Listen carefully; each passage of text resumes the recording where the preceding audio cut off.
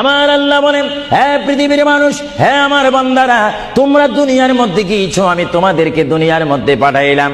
পাঠাইবার পরে আমি জানি তোমরা অনেক অন্যায় পথে যাবে, অনেক কাজ করবে, যে কাজগুলোর মধ্যে তোমাদের গুনাহ হয়ে যাবে। হ্যাঁ বান্দা, তোমরা গুনাহ করবে তাও আমি ভালো মতো জানি, তোমরা পাপ করবে তাও আমি ভালো মতো জানি।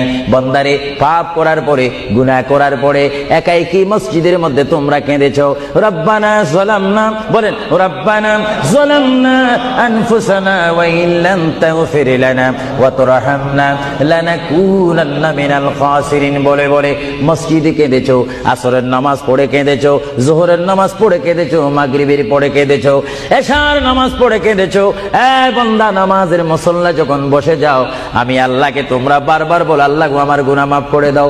তারপরও আমি তোমাদের গুনাহ মাফ করে নিই। তারপরও তোমরা নিশি রাত্রে, মানুষ যখন ঘুমে যায়, তোমার বিবি যখন ঘুম যায়, তোমার ছেলে যখন ঘুম যায়, তুমি নিশি রাত্রে ঠান্ডা পানি দিয়ে ওযু বানিয়ে নামাজের মুসল্লায় বসে তুমি আবার যখন ডাক দাও, রব্বুল আলামিন, পৃথিবীর কোনো মানুষ আমার গুনাহ সম্পর্কে জানে না, তুমি আমার গুনাহ সম্পর্কে জানো। আমি এমন গুনাহ করেছি আমার বিবি জানে না, বিবি গুনাহ করেছে আমি জানি না। আল্লাহ, তুমি সব কিচ্ছু জানো। হে আমার প্রভু, তুমি আমাকে মাফ করে দাও। আমার আল্লাহ বলে, তারপরও যদি তোমাদেরকে আমি মাফ না করি, তারপরও বান্দা, তোমরা আমার রহমতের দরজা থেকে ফিরে যাইও না।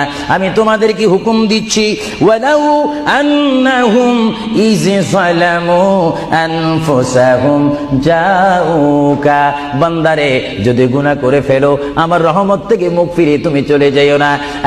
বান্দা, আকাশ পরিমাণ যদি গুনাহ করো, পাতাল পরিমাণ যদি গুনাহ করো, সাগরের পানি পরিমাণ যদি গুনাহ করো, পাহাড় তুলনায় যদি তুমি গুনাহ করো, আমার দরবার থেকে তুমি নিরাশ হইও না।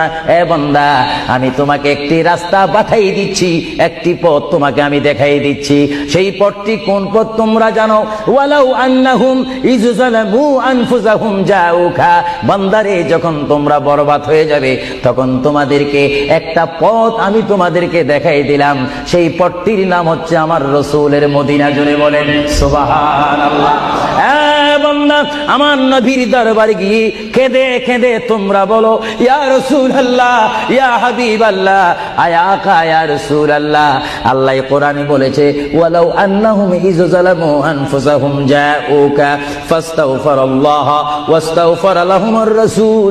আল্লাহ বলেছে, হে বান্দা, তোমরা ডানে না গিয়ে, বামে না গিয়ে, পিছে না গিয়ে, তোমরা সরাসরি আমার নবীর কদমে চলে যাও। আমার নবীর কদমে গিয়ে আমি আল্লাহর দরবারে তোমরা তওবা করো। তওবা করতে করতে তোমাদের চোখের পানি যখন বাইর হয়ে যাবে, আর ওই মুহূর্তে যদি আমার বন্ধু যদি তোমাদের জন্য আমার দরবারে সুপারিশ করে, আমি আল্লাহ তোমাদেরকে ওয়াদা দিয়ে দিলাম, গ্যারান্টি দিয়ে দিলাম, আমার রাসূল যদি তোমাদের জন্য আমার দরবারে সুপারিশ করে, সঙ্গে সঙ্গে বান্দা, তোমার অতীতের জীবনের কবিরা সগীরা গুনাহ মাফ করে দেব। জোরে বলেন সুবহানাল্লাহ। আরো জোরে বলেন সুবহানাল্লাহ। আমার আপনার গুনাহ মাফ করার জন্য রাসূলুল্লাহর দরবারে যাওয়ার দরকার আছে কিনা? চিৎকার জীবন আছে কিনা?